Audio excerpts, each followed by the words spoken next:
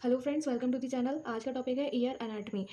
ENT का first topic है और जब तक हम इसके ईयर के बारे में नहीं जानेंगे, ईयर के एनाटमी और फिजियोलॉजी के बारे में नहीं जानेंगे, उसके फिर मतलब हम फिर डिसीज़ डिस्कस नहीं कर पाएंगे। तो जब तक उसके पार्ट्स के बारे में ही नहीं पता होगी तो फिर हम उसकी डिसीज़ कैसे जान पाएंगे। ठीक है, तो स्टार्ट करते हैं ईयर एनाटमी से। सबको पता है कि इसका जो मेन फंक्शन होता है हियरिंग और मेंटेनिंग इक्विलिब्रियम में काम करता है, मतलब बैलेंस करता है हमारी बॉडी को, और है ना हियरिंग में सुनने में हेल्प करता है। ठीक है, इसके 3 पार्ट होते हैं: एक्सटर्नल ईयर, मिडिल ईयर और इंटरनल ईयर। ठीक है, तो ये जो डायग्राम है सबसे सिंपलेस्ट डायग्राम है। तो ये होता है ऑरिकल, जिसे हम बाहर के कान, जो हम नॉर्मली कान कहते हैं, ये वो वाला पार्ट है, ऑरिकल या पिन्ना बोलते हैं इसको। ठीक है, ये ऑरिकल से लेके टिम्पैनिक मेम्ब्रेन तक जो भी पार्ट होगा वो हमारा एक्सटर्नल ईयर में आएगा। ठीक है, इतना इतना पार्ट पूरा एक्सटर्नल ईयर में आएगा।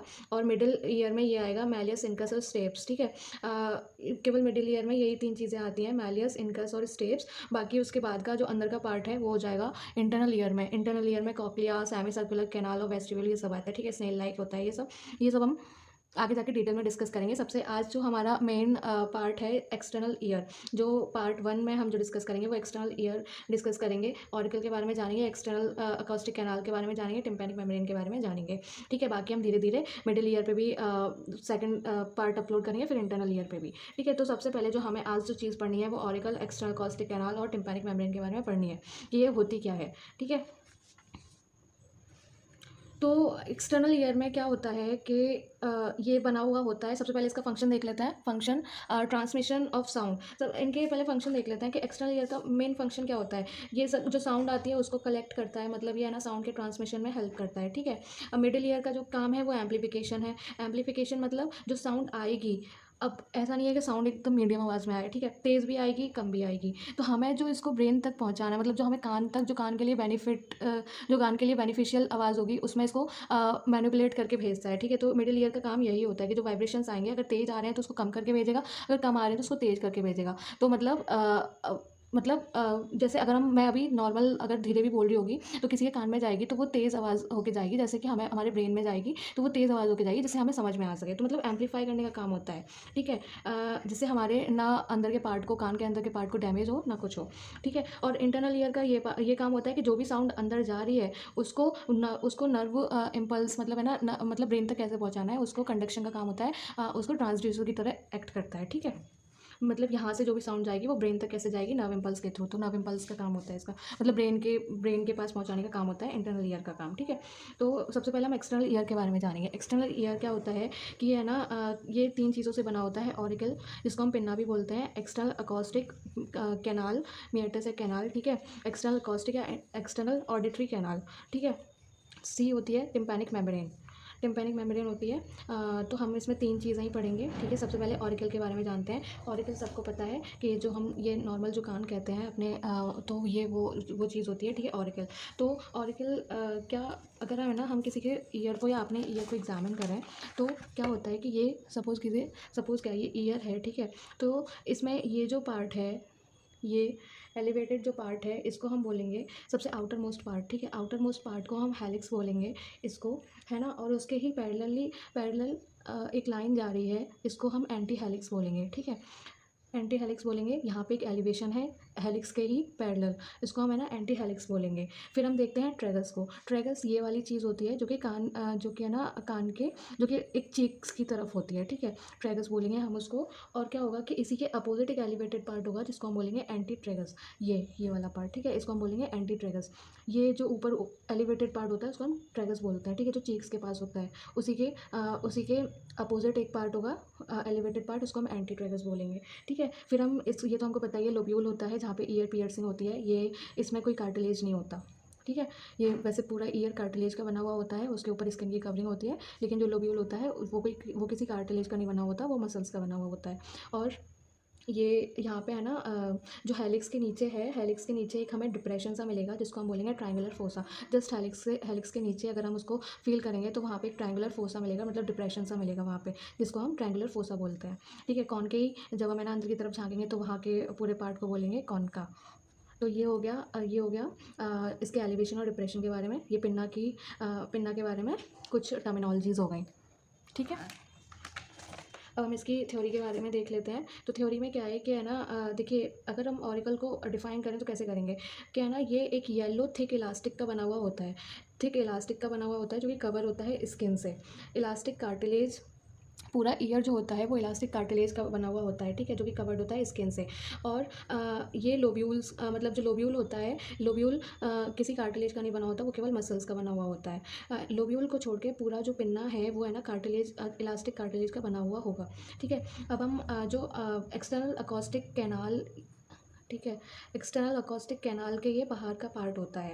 एक्सटर्नल, जब हम कैनाल के अंदर घुसेंगे, जब कैनाल, तो ये उसी के बाहर का भी तो पार्ट होगा। अगर हम इसको डिफाइन भी करें तो एक्सटर्नल अकॉस्टिक बाहर के, एक्सटर्नल अकॉस्टिक कैनाल के बाहर का पार्ट होगा जिसको हम ऑरिकल बोलेंगे, ठीक है। एक इसमें एरिया होता है इंसिसुरा टर्मिनालिस। इंसिसुरा टर्मिनालिस जो होता है वो ट्रैगस और हेलिक्स के बीच का एरिया होता है, ठीक है। ट्रैगस और हेलिक्स के बीच का एरिया होगा जहाँ पे कार्टिलेज नहीं होता, ठीक है। वो एरिया जहाँ पे वो कार्टिलेज नहीं होता, तो वो कौन सा एरिया होता है, ट्रैगस और हेलिक्स के बीच का पार्ट होता है, जिसको हम बोलते हैं इंसिसुरा टर्मिनालिस। अगर हम इसकी क्लिनिकली बात करें तो यहाँ ये जो इंसिसुरा टर्मिनालिस होता है वो इंसिजन लगाने के काम आता है, मतलब इंसिजन लगाने के काम आता है। क्योंकि यहाँ पे हम इंसिजन क्यों लगाते हैं, क्योंकि अगर कोई सर्जरी हो भी रही है तो वहाँ पे है ना किसी कार्टिलेज को डैमेज ना पहुँच जाए। तो अब यहाँ कार्टिलेज तो है नहीं इस एरिया में, तो हम यहीं से इंसिजन लगाएंगे जिसको हम बोलते हैं एंडोरल इंसिजन। इस एरिया को बोला जाता है साइट ऑफ एंडोरल इंसिजन, क्योंकि यहाँ पे इंसिजन हम इसलिए लगा सकते हैं क्योंकि यहाँ पे कोई कार्टिलेज प्रेजेंट नहीं होता, जिससे कि उस कार्टिलेज को फिर डैमेज नहीं होगा, ठीक है। यहाँ पे फिर आता है क्या है ना, कॉनकाई कार्टिलेज जो हम यूज़ करते हैं, जो कॉनकाई वाला कार्टिलेज है, ये वाला जो कार्टिलेज है, हम कभी कभी इसको जब नेज़ल डिप्रेशन के लिए, जब कोई सर्जरी होती है मतलब नोज़ की, है ना, तो किसी किसी की डिप्रेस नेज़ल ब्रिज, मतलब जो नोज़ होती है वो थोड़ी डिप्रेस्ड होती है, ठीक है। जो ब्रिज होता है वो थोड़ा है ना, मतलब उसको करेक्ट करने में ये जो कॉनकाई कार्टिलेज है वो कभी कभी यूज़ होता है, ठीक है। तो ट्रैगस से कार्टिलेज लेना, ठीक है, tragus from cartilage from tragus, perichondrium from tragus और fat from lobule, fat, perichondrium और कार्टिलेज, ठीक है। ये कभी कभी ग्राफ्ट मटेरियल की तरह भी यूज़ हो जाते हैं, मतलब यहाँ का थोड़ा पार्ट लगा के, जैसे होता है ग्राफ्टिंग, कोई चीज़ होती है कि इस चीज़ को कहीं और यूज़ कर लेना, ठीक है। तो इन तीनों चीज़ों को, ट्रैगस के कार्टिलेज को, ट्रैगस के पेरिकॉन्ड्रियम को और है ना लोब्यूल के फैट को, हम है ना किसी भी मतलब ग्राफ्ट मटेरियल की तरह यूज़ होता है, हम है ना मिडिल ईयर की सर्जरी में इसको यूज़ कर सकते हैं, ठीक है। तो अब हम आते हैं एक्सटर्नल अकॉस्टिक मियाटस और कैनाल एक ही बात है, ठीक है। मैंने मियाटस लिख दिया है। तो एक्सटर्नल अकॉस्टिक कैनाल जो होती है वो है ना कॉनकेई, यहाँ कॉनकेई हो गया हमारा, और टिम्पैनिक मेम्ब्रेन तक एक्सटेंड होती है। ये वाला जो पार्ट होगा वो पूरा होगा एक्सटर्नल अकॉस्टिक कैनाल का, ठीक है। अब इसको ना, ये 24 mm लॉन्ग होती है और ये दो पार्ट में डिवाइड की गई है, ठीक है। आउटर 1/3 और इनर 2/3। ये आउटर वाली हो गई और इनर वाली 2/3 हो गई, ठीक है। तो इसको दो पार्ट में डिवाइड किया गया है, हम अभी पढ़ते हैं। तो ये कोई स्ट्रेट ट्यूब नहीं होती, ये स्ट्रेट ट्यूब नहीं होती, ठीक है। ये जब हम है ना, ये थोड़ी टेढ़ी मेढ़ी सी होती है, जैसे हम है ना डायग्राम्स वगैरह में पढ़ते हैं, तो ये स्ट्रेट नहीं होती है। तो ये एक है ना, जब हम कैनाल को और या फिर टिम्पैनिक मेम्ब्रेन को देखने के लिए जब हम देखना चाहेंगे, मतलब एग्जामिन करेंगे, तो हमें उसको जो पिन्ना होता है, हमें उसको इस तरीके से मूव करना होगा कि हमें टिम्पैनिक मेम्ब्रेन दिख जाए, क्योंकि हमें डायरेक्टली तो सीधे सीधे तो दिखेगी नहीं। हम थोड़ा कान को पुली तो करते हैं जब हम है ना देखते हैं कि अंदर अंदर क्या है, अगर कुछ फंस जाता है तो, ठीक है। तो क्या होता है कि हमें ये टेढ़ी मेढ़ी होती है, तो हमें टिम्पैनिक मेम्ब्रेन को देखने के लिए पिन्ना को इस मैनर में पुल करना पड़ेगा, अपवर्ड, बैकवर्ड और लेटरली, यूवीएल मैनर में इसको पुल करना होगा, अपवर्ड, बैकवर्ड और लेटरली, जिससे कि हमें टिम्पैनिक मेम्ब्रेन दिख जाए। इसके दो पार्ट होते हैं, आउटर 1/3 और इनर 2/3, ठीक है। आउटर 1/3 जिसको हम कार्टिलेजिनस पार्ट बोलते हैं, इनर 1/3 जिसको हम बोनी पार्ट बोलते हैं, ठीक है। तो जो कार्टिलेजिनस पार्ट होता है वो अपवर्ड, बैकवर्ड और मीडियली प्रेजेंट होता है, 8 mm का होता है, ठीक है। और ये कंटिन्यूएशन होता है पिन्ना का, ठीक है। जो कार्टिलेज यहाँ पे, मतलब ये जो कार्टिलेजिनस पार्ट है, तो ये कार्टिलेज कौन सा वाला कार्टिलेज है जो कि पिन्ना में यूज़ हुआ है, ठीक है। जो पिन्ना में ये पिन्ना में जो कंटिन्यू हुआ है, ये वो वाला कार्टिलेज है जो कि आगे जाके एक्सटर्नल अकॉस्टिक कैनाल में भी यूज़ होगा, ठीक है। अब हमें ये है कि हमारे यहाँ पे जो ये जगह है, यहाँ पे कुछ माइक्रो कनेक्शंस होते हैं, कुछ है ना, कुछ स्मॉल कनेक्शंस होते हैं जिसकी बिटवीन दी ऑडिटरी कैनाल और parotid gland. External auditory canal और पैरोटिड ग्लैंड में कुछ कनेक्शंस होते हैं, छोटे छोटे बहुत माइन्यूट कनेक्शन होते हैं। उस एरिया को हम बोलते हैं fissure of Santorini. Fissure of Santorini अगर वो एरिया होता है, मतलब जहाँ पे पैरोटिड ग्लैंड ग्लैंड और ऑडिटरी कैनाल के बीच में कनेक्शन होते हैं। तो अगर फिशर ऑफ सेंटोरिनी पूछा जाए तो क्या चीज़ होती है कि एक्सटर्नल अकॉस्टिक कैनाल और मतलब पैरोटिड ग्लैंड में कुछ माइक्रो कनेक्शंस होते हैं। अगर यहाँ पे कोई इन्फेक्शन हो जाता है, माइक्रो जैसे हमारे कान में कोई इन्फेक्शन हो गया, तो उन माइक्रो कनेक्शंस की वजह से वो इन्फेक्शन स्प्रेड हो जाएगा पैरोटिड ग्लैंड में, ठीक है। अगर पैरोटिड ग्लैंड में कोई इन्फेक्शन हो गया तो वो स्प्रेड हो जाएगा एक्सटर्नल अकॉस्टिक कैनाल में। तो इन्हीं माइक्रो कनेक्शन की वजह से वो स्प्रेड हो सकता है कैनाल टू पैरोटिड और पैरोटिड टू कैनाल। तो इसको हम बोलेंगे फिशर ऑफ सेंटोरिनी। स्किन जो है ना कार्टिलेजिनस कैनाल को जो कवर कर रही होती है वो थिक होती है और उसमें ग्लैंड्स भी होते हैं, सिरोमिनस ग्लैंड होते हैं, पाइलोसेबेसियस ग्लैंड होते हैं जो कि वैक्स को सीक्रेट करते हैं, ठीक है। अब हमें एक वर्ड यहाँ पे सुनने को मिलेगा जिसको हम फुरंकल्स बोलते हैं। फुरंकल्स क्या होता है? इसे मतलब कार्टिलेजिनस पार्ट में ही हेयर प्रेजेंट होते हैं। अगर हम इनर टू थर्ड में जाएंगे तो वहाँ पे हेयर प्रेजेंट नहीं होते, ठीक है। तो फुरंकल्स में हेयर प्रेजेंट होते हैं। अगर वहाँ पे इन्फेक्शन हो जाता है स्टेफाइलोकोकस ऑरियस का, अगर वो हेयर फॉलिकल्स इन्फेक्ट हो जाते हैं स्टेफाइलोकोकस ऑरियस से, तो उसको हम बोलेंगे फुरंकल्स, ठीक है। अब आते हैं हम बोनी पार्ट पे। बोनी पार्ट हमको पता है इनर टू थर्ड पार्ट होता है, यहाँ का जो पार्ट होगा वो बोनी पार्ट होगा, ठीक है। तो ये 16 mm लॉन्ग होती है और ये इनर टू थर्ड पार्ट को कैरी करती है, ठीक है, कंट्रीब्यूट करती है। तो ये कैसे प्रेजेंट होती है? डाउनवर्ड, फॉरवर्ड और मीडियली, DFM, डाउनवर्ड, फॉरवर्ड और मीडियली प्रेजेंट होती है, ठीक है। और जो इसकी स्किन, अब जैसे कार्टिलेजिनस पार्ट में जो इसकी स्किन थी जो कि कवर कर रही थी बोनी पार्ट को, वो कार्टिलेजिनस पार्ट को, तो वो थिक थी। अब इसमें थिन है। जो बोनी पार्ट को कवर करेगी स्किन वो थिन स्किन है, ठीक है। यहाँ पे कोई हेयर प्रेजेंट नहीं होता, यहाँ पे कोई सिरोमिनस ग्लैंड प्रेजेंट नहीं होता जैसे कि आउटर पार्ट में होता था, ठीक है। यहाँ पे इस्थमस है। इस्थमस वाला पार्ट कौन सा पार्ट होता है? ये जो यहाँ पे जैसे टिम्पैनिक मेम्ब्रेन कुछ इस तरीके से होती है, ठीक है। तो यहाँ का जो कुछ पार्ट होगा, बहुत नैरो पार्ट जो होगा, उसको हम बोलेंगे इस्थमस, ठीक है। तो उसको हम इस्थमस बोलते हैं।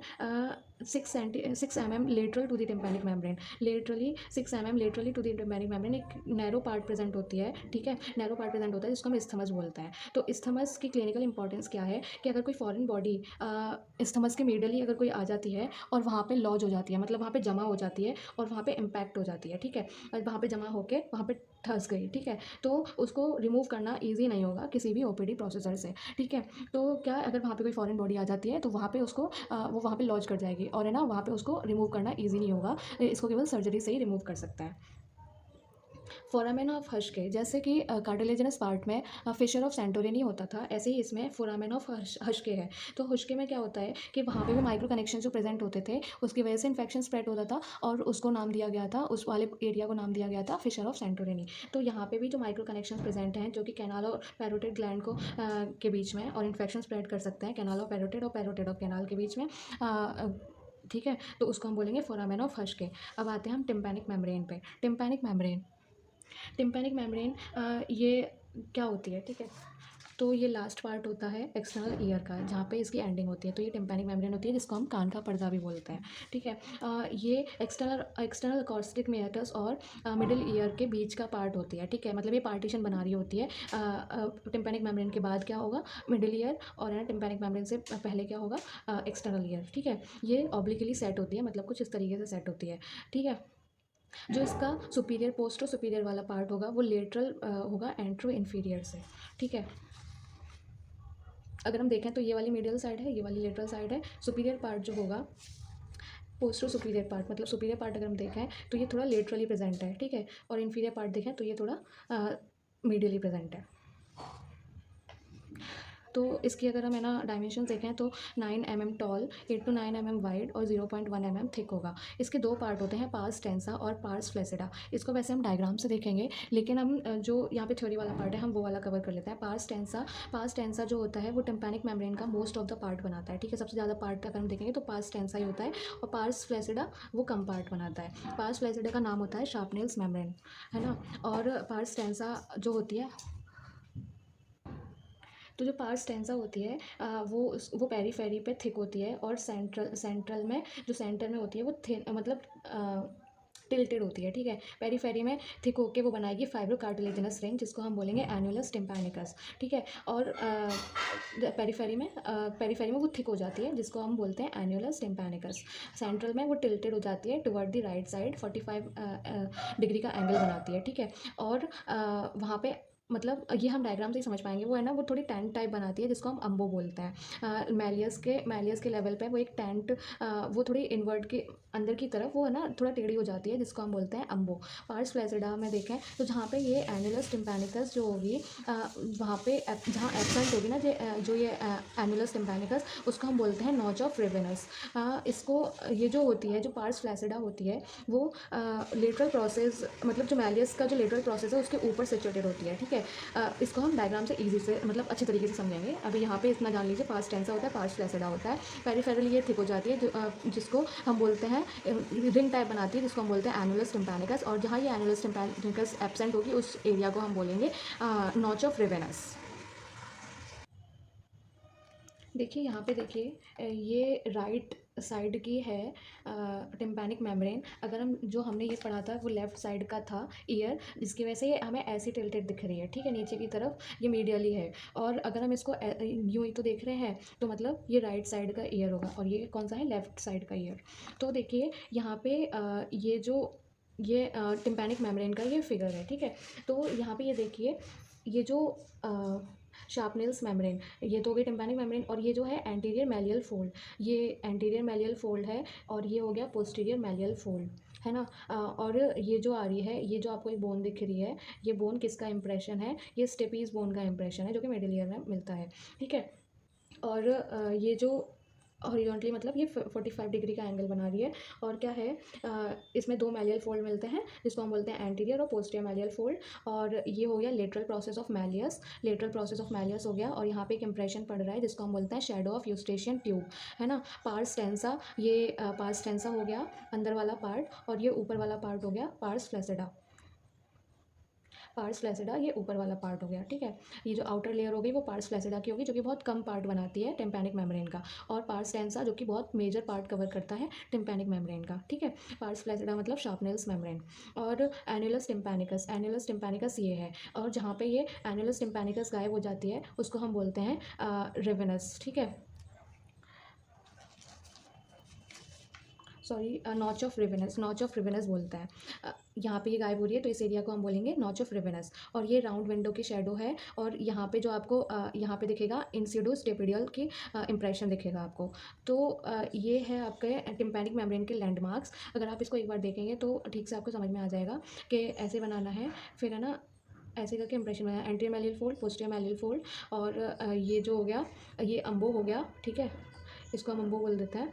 और ये हो गई हमारे पार्स टेंसा जो कि मेजर पार्ट कवर करता है, और ये हो गया हमारा ये जो छोटा वाला मतलब ऊपर वाली आउटर लेयर होगी वो हमारी पार्स फ्लैसिडा होगी जो कि बहुत कम वाला पार्ट कवर करता है, ठीक है। इसमें शेडोज़ आ जाएंगे, इंप्रेशन आ जाएंगे, इंप्रेशन यहाँ पे आएगा वो स्टेशन ट्यूब का आएगा, और यहाँ पे जो इंप्रेशन आएगा वो इंसिडो स्टेपिडियल बोन का आएगा, जॉइंट का, ठीक है, इंसिडो स्टेपिडियल जॉइंट का। और क्या होगा कि यहाँ पे जो हमें इंप्रेशन दिखेगा इस तरीके का उसको हम बोलेंगे लेटरल, ये जो हमें इंप्रेशन दिख रहा है क्योंकि ये स्टेपी वो मैलियस बोन ही आ रही है, ठीक है। तो लेटरल प्रोसेस ऑफ मैलियस, तो ये था हमारा ईयर एनाटमी के बारे में जो कि फर्स्ट पार्ट था, ठीक है, एक्सटर्नल ईयर का। अब हम सेकंड पार्ट में कवर करेंगे middle ear. Thank you so much for watching the video. If you like the video then please share the video and subscribe the channel and join us on Telegram, Instagram. Thank you.